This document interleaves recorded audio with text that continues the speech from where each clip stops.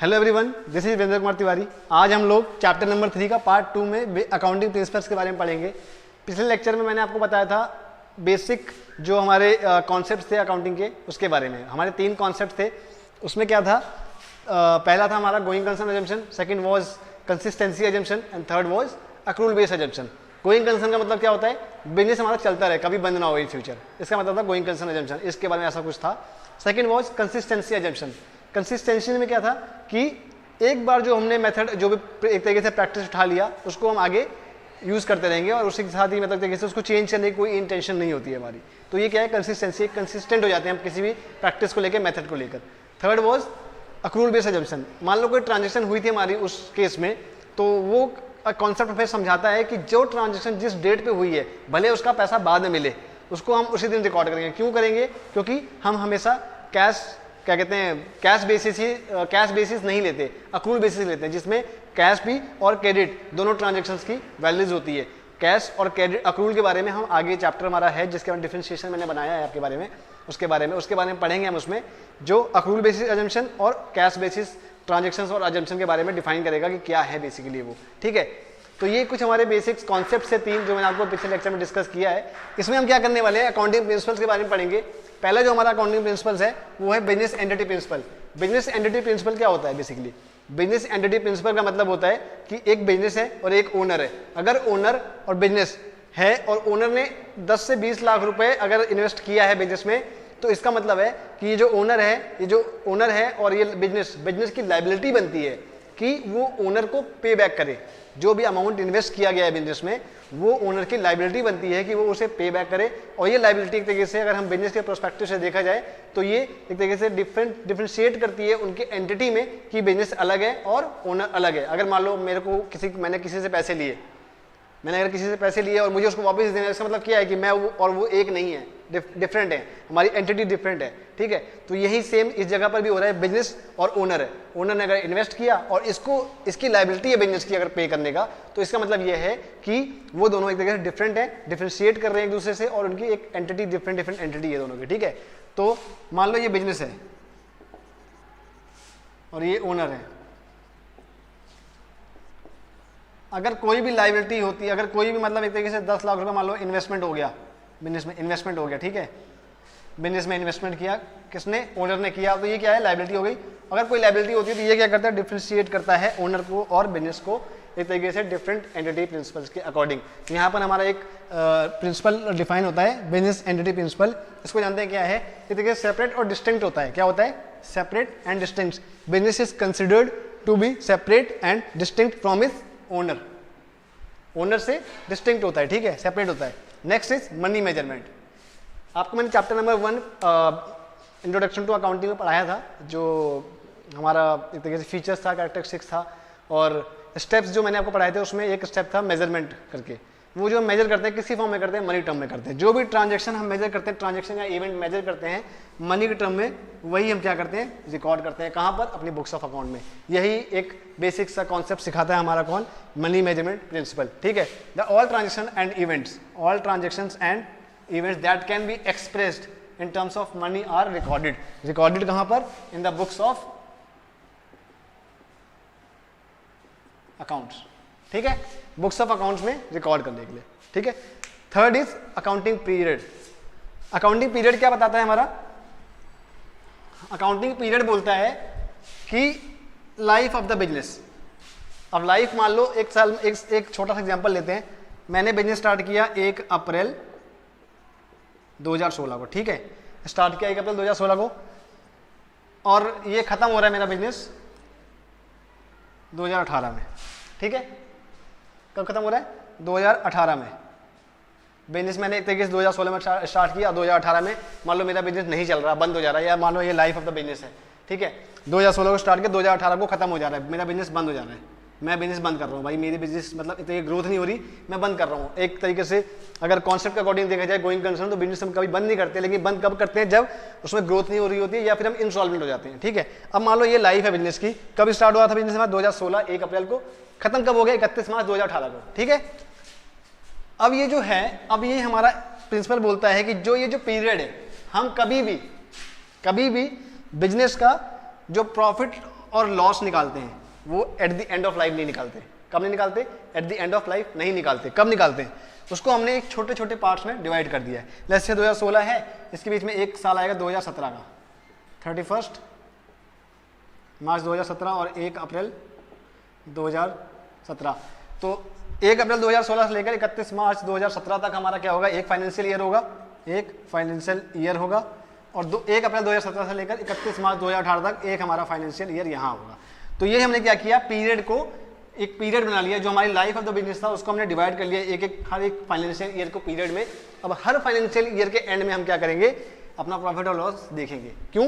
ताकि जो भी हमारे इन्वेस्टर्स हैं वो उनको अच्छे से हर साल हमारे कंपनी की ग्रोथ के बारे में पता लगता रहे और वो आसानी से इन्वेस्ट करते रहे। ठीक है, तो ये एक तरीके से डिफाइन करता है कि जो लाइफ ऑफ द बिजनेस है उसको हम क्या करते हैं? ब्रेक करते हैं पीरियड वाइज में। वो पीरियड क्या होता है? फाइनेंशियल ईयर होता है। फाइनेंशियल ईयर क्या है? 1 अप्रैल से शुरू होता है, 31 मार्च को खत्म होता है। ठीक है, तो ये हमारा था अकाउंटिंग पीरियड के बारे में कुछ थोड़ी। इसकी मैंने एक बेसिक डेफिनेशन लिखी, उसके बारे में जान लेते हैं। डेफिनेशन क्या है? The life of an enterprise is broken into smaller parts so that the performance is measured at regular intervals। ठीक है, परफॉर्मेंस रेगुलर इंटरवल पे मेजर हो जाएगा ताकि इन्वेस्टमेंट को प्रॉब्लम ना हो। ठीक है, किसमें? स्मॉलर पार्ट्स में। और वो पार्ट्स का नाम क्या है? Financial year. ठीक है, किस लिए करते हैं? ताकि परफॉर्मेंस को हम मेजर कर सके। वो परफॉर्मेंस क्या होती है? हमारी प्रॉफिट और लॉस की स्टेटमेंट होती है। प्रॉफिट है कि लॉस हुआ, ये सब देखने के लिए। Next is full disclosure. ठीक है, फुल डिस्क्लोजर में क्या है? एक तरीके से अगर कोई भी हम एक तरीके से अपनी फाइनेंशियल स्टेटमेंट प्रिपेयर कर रहे हैं, फाइनेंशियल स्टेटमेंट प्रिपेयर कर रहे हैं, तो उसमें हमारी जो भी नेसेसरी चीज़ें होंगी, जो भी नेसेसरी ट्रांजेक्शंस होंगे, इवेंट्स होंगे, उसको हम डिस्क्लोज करेंगे किसमें? अपने बिजनेस के फाइनेंशियल स्टेटमेंट में। इसका एक एग्जांपल लेते हैं। लेट्स से एग्जांपल क्या है इसका? Profit earn during the year. ठीक है, या फिर एक तरीके से कंटीजेंट लायबिलिटी लेते हैं। Best example contingent liability. Contingent liability क्या होता है? आपको शायद ना पता हो, बता दूं क्या होता है। कंटीजेंट लायबिलिटी होता है हमारा एक एंटीसिपेटेड लॉस। एंटीसिपेटेड लॉस का मतलब होता है एंटीसिपेटेड लॉसेस। लायबिलिटी का मतलब हो गया लॉसेस और कंटीजेंट का मतलब हो गया एंटीसिपेटेड। कंटीजेंट लायबिलिटी का मतलब होता है एंटीसिपेटेड लॉस, वो लॉसेस जो अभी हुए नहीं है बट होने वाले हैं। इसको भी हम क्या करते हैं? अपने बैलेंस शीट के फुट नोट में डिस्क्लोज कर देते हैं। क्या करते हैं? बैलेंस शीट के फुट नोट में डिस्क्लोज करते हैं। कभी आप देखना बैलेंस शीट उठा के बड़े बड़े कंपनी की, उसके फुट नोट होता है, मतलब एक बैलेंस शीट का फॉर्मेट लेना, उसमें ना एक फुट नोट होता है एकदम end of the balance sheet. उसमें लिखा होता है contingent liability of the business, ये है ऐसा, ईयर का फलाना ऐसा कुछ करके। तो वो क्या होता है? एक एंटीसिपेटेड लॉस होता है, जो कि एक तरीके से लॉस अभी बिजनेस अभी करती नहीं है, बट स्टिल वो एक तरीके से रिकॉर्ड करते हैं एक पर्पस को लेकर कि हाँ शायद इन केस फ्यूचर में ये लॉस हो जाए। एंटीसिपेटेड होता है लॉस। ठीक है, ये 4 प्रिंसिपल थे। नेक्स्ट पहले हमारा वो है मटेरियलिटी। मटेरियलिटी मतलब होता है एक तरीके से इंपॉर्टेंट। इंपॉर्टेंट किस सेंस में? अगर मान लो मेरा एक बिजनेस है और उस बिजनेस में मैंने बिल्डिंग रिपेयर करवाई। ठीक है, अगर मान लो बिजनेस का टर्नओवर जो है मेरा वो 1,50,000 है और मैंने उस बिल्डिंग में क्या किया? रिपेयर करवाया उसका। और एक मान लो ये मेरा बिजनेस हो गया, ये मेरा बिजनेस हो गया। एक राम नाम का बंदा है, उसका बिजनेस है, उसके बिजनेस का टर्नओवर है 15 लाख रुपए। अगर वो भी रिपेयर करवाएगा बिल्डिंग का और मैंने करवाया 1,50,000 टर्नओवर के बिजनेस में, तो किसके लिए कितना मटेरियल है? मेरे लिए तो मटेरियल है बिल्डिंग, क्योंकि मेरे लिए 1-1 रुपए का इंपॉर्टेंट है, बट इसकी टर्नओवर 15 लाख है तो इसको इतना इफेक्ट नहीं पड़ेगा। तो यहीं देखा जाए तो किसके लिए कितना इंपॉर्टेंट है, किसके लिए कितना मटेरियल है कोई भी चीज़। अगर मेरा 1.5 लाख का टर्नओवर है तो मेरे लिए जो बिल्डिंग का मैं रिपेयर करवा रहा हूँ वो भी मेरे लिए एक तरीके से मटेरियल करता है, ताकि इन्फ्लुएंस कर सके इन्वेस्टर्स को कि हाँ मैं अपने बिल्डिंग का और अपने जो मेरा फिक्स एसेट है उसका ख्याल रख रहा हूँ, जो कि लॉन्ग टर्म मेरे को एक तरीके प्रॉफिट अर्न करके दे। एक और एग्जाम्पल लेते हैं। लेट्स से यहाँ पर एक टाटा है, टाटा जानते होंगे आप लोग, 100 रुपए गिरे हुए हैं सड़क पे। ठीक है, और वहाँ पे अगर मान लो एक नॉर्मल सा बंदा है, नॉर्मल बंदा है, नॉर्मल मैन, 100 रुपए गिरे हैं, तो ये जो 100 रुपए होंगे टाटा के लिए इतना वैल्यूबल नहीं होगा जितना कि वैल्यूबल होगा इस नॉर्मल बंदे के लिए। ठीक है, इसी वजह से समझ लो कि कोई भी अमाउंट या फिर कोई भी वैल्यू ऑफ प्रोडक्ट या फिर कोई वैल्यू है उसकी किसके लिए कितना इंपॉर्टेंस रखता है वो डिफाइन कौन करता है? हमारा मटेरियलिटी प्रिंसिपल। उसमें क्या होता है बेसिकली? एनी आइटम और इवेंट्स, एनी आइटम्स और events is material if there is a reason to believe that it can influence the decision of investors। जिस इन्वेस्टर्स तुमने इन्फॉर्म किया है उसके डिसीजन को इन्फ्लुएंस कर सके, वो क्या होगा हमारे लिए? मटेरियलिटी हो जाएगा, मटेरियल प्रिंसिपल हो जाएगा। ठीक है, मटेरियल कोई भी ट्रांजेक्शन हो जाएगा तो उसको हम क्या करेंगे? अपने बुक्स ऑफ अकाउंट में रिकॉर्ड कर लेंगे। ठीक है, नेक्स्ट जो है हमारा प्रूडेंस एंड कंजर्वेटिज्म है। ये हमारा क्या कहता है? एक तरीके से जो भी हमारे बिजनेस में एक तरीके से प्रॉफिट होता है, और जो भी एक तरीके से मान लो एक एग्जांपल लेते हैं इसके लिए भी, मान लो मैं स्टूडेंट हूँ, मैं अपने घर गया, ये मेरी मॉम हो गई, ये मैं हो गया, ठीक है। अब मैं मम्मी ने पूछा कि भाई इंग्लिश में तुम्हारे कितने नंबर आ जाएंगे और मैथ्स में कितने आ जाएंगे, साइंस में कितने आ जाएंगे। 100 मार्क्स का पेपर था, मेरे को पता है कि हाँ मेरे 100 में से 80 नंबर आ जाएंगे, बट मैं घर पे क्या बताऊंगा कि नहीं 80 नहीं बताऊंगा 70 बताऊंगा। मान लो भाई मेरे कहीं ना कहीं कम हो जाए, तो एक तरीके से मैं कंजर्व हो रहा हूँ इस चीज़ को लेकर के कि 80 आ जाएंगे बट मैं 70 बताऊंगा। क्यों? क्योंकि 70 मार्क्स से मैं बचा रहूंगा, इन केस बढ़ गए तो कोई दिक्कत नहीं है, 80 का तो टारगेट है ही मेरा, 80 आ ही जाएंगे, बट 70 रहेंगे तो क्या पता कम हो जाए, 1-2 नंबर कहीं और कट जाए। तो मैं एक तरीके कंजर्व हूँ किसी चीज़ को लेकर। मान लो मैथ्स में मेरे 65 आ गए, मैंने सोचा था भाई 70 आएंगे लेकिन 65 बता दो। इसमें मान लो साइंस से मैंने 80 बता दिया, मेरे को पता है मैं साइंस से बहुत अच्छा हूँ, 90 आ जाएंगे, तो मैं 80 लिख दे रहा हूँ। तो मैंने ये सारी चीज़ें इन्फॉर्मेशन डिस्क्लोज कर दी मम्मी को, ठीक है, उनसे बोल दिया कि हाँ मेरे इतने मार्क्स आएंगे। मैंने किस बेस पे किया, ये नंबर मेरे ज़्यादा आने वाले थे, आएंगे मुझे बिलीव है आ सकते हैं, लेकिन मैंने एक तरीके से कंजर्व होकर ये बताया कि हाँ मेरे 90 आएंगे मैं 80 बताऊंगा, 100 आएंगे मैं 95 बताऊंगा। तो ये क्या हो गया, एक तरीके से कंजर्व होना हो गया कि जो भी मेरे पास एक तरीके से मेरा डेटा क्रिएट हो रहा है, जो मेरा इन्फॉर्मेशन है वो मैं थोड़ा लेस करके बताऊंगा। ठीक उसी तरह इस प्रिंसिपल का मतलब है प्रूडेंस एंड कंजर्वेटिज्म। जो भी तुम्हारे लास्ट ईयर में क्लोजिंग स्टॉक होता है वो हम थोड़ा सा कम दिखाते हैं, ठीक है, लॉसेस को हमेशा दिखाते हैं, ताकि एक तरीके से एक और एग्जांपल है प्रोविजन बनाते हैं किसका, हम डाउटफुल डेट का, प्रोविजन फॉर डेटर्स। जो डेटर्स जिससे हमें पैसे मिलने वाले होते हैं उनका भी देखिए प्रोविजन बनाते हैं कि पता नहीं वो पैसा दे कि ना दे, लेके भाग जाए, कोई भरोसा थोड़ी ना है। तो उस पर हम एक प्रोविजन क्रिएट करते हैं ताकि अगर इन केस वो डेटर ने पैसा नहीं दिया तो उसका हम क्या करेंगे, एक प्रोविजन बना लेंगे ताकि कोई प्रॉब्लम ना हो आगे आके। हाँ अगर वो चला गया तो उसको डाउटफुल डेट में उसको पुट कर देंगे, डाल देंगे। तो कुछ इस टाइप का ये प्रिंसिपल हमें इन्फॉर्मेशन देता है, prudence and conservatism. It says that don't anticipate profit but provide for all possible losses. Profit से मतलब नहीं है, जो भी लॉस हो रहे हैं, जो भी कमियां आ रही हैं उसको जरूर रिकॉर्ड करना है, उसको जरूर ध्यान में रखना है। नेक्स्ट जो हमारा प्रिंसिपल है वो है cost concept and historical cost. आपको मैंने बताया भी था हमारी 3 टाइप की अकाउंटिंग होती है, एक कॉस्ट अकाउंटिंग होती है, मैनेजमेंट अकाउंटिंग होती है, फाइनेंशियल अकाउंटिंग होती है। कॉस्ट अकाउंटिंग क्या होती है, मान लो कोई भी प्रोडक्ट है उसकी मैन्युफैक्चरिंग वैल्यू क्या है, वो क्या होगा हमारा कॉस्ट प्राइस। क्या हो जाएगा, कॉस्ट प्राइस। मान लो मैंने एक मार्कर बनाया, इसको बनाने में जो लागत आई है, जो भी लागत आई है इसकी क्या है, वो क्या है, कॉस्ट प्राइस है। मान लो मैं मैन्युफैक्चर हो गया तो मेरे मैन्युफैक्चरिंग कॉस्ट जो मेरी लागत लगेगी वो मेरी कॉस्ट हो गई। लेकिन अगर यही मैं रिटेलर हुआ, मैं इस मार्कर को बेच रहा हूँ, तो मेरे लिए कॉस्ट क्या होगी, मेरे लिए कॉस्ट इसकी वो होगी जो भी प्राइस है मैंने इसको होलसेलर से खरीदा है। लेट्स से मैन्युफैक्चर ने इसको बनाया, इसकी कॉस्ट आई 10 रुपये, ठीक है, लेकिन इसने होलसेलर को बेच दिया कितने का, 12 रुपये का, 2 रुपये प्रॉफिट पे। लेकिन मेरे पास जो मैं रिटेलर हूँ, मेरे पास जो ये मार्कर आ रहा है कितने का आ रहा है भाई, 14 रुपये का आ रहा है। तो ये जो 14 रुपये का मुझे जो मार्केट मिल रहा है ना, ये 14 रुपये का, अब मैं इस पर कितना भी प्रॉफिट लगा के बेचूं, मैं इसको 20 का बेच दूं, 6 रुपये प्रॉफिट लगा के, लेकिन ये 14 रुपये क्या है, कॉस्ट है। अब इन केस मान लो इसी सेज को ले लो, मैं मार्केट को हटा के बिल्डिंग लेता हूँ, बिल्डिंग ले ली मैंने, बिल्डिंग परचेज की। अब बिल्डिंग परचेज करने के बाद ये डेप्रिशिएट हो रहा है, इसकी वैल्यू नीचे जा रही है, नीचे जा रही है, नीचे जा रही है। अगर कोई बिल्डिंग, कोई फिक्स एसेट की वैल्यू डिप्रिशिएट हो रही है तो हम जो अपने बुक्स ऑफ अकाउंट में रिकॉर्ड करते हैं वो क्या करेंगे, इसकी कॉस्ट प्राइस रिकॉर्ड करेंगे, जिस प्राइस पे हमने इसको परचेज किया था।